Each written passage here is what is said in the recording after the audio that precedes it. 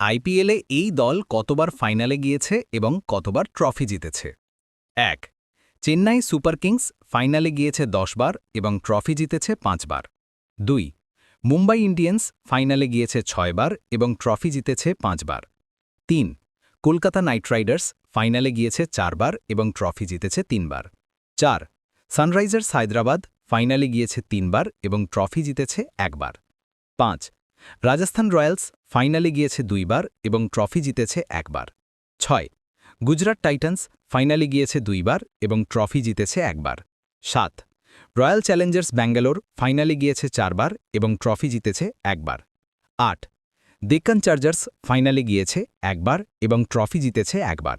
এই দলটি বর্তমানে আইপিএল খেলে না। ৯. দিল্লি ক্যাপিটালস ফাইনালে গিয়েছে একবার, ট্রফি একটাও জিততে পারেনি। ১০. পাঞ্জাব কিংস ফাইনালে গিয়েছে ২ বার, ট্রফি একটাও জিততে পারেনি। ১১.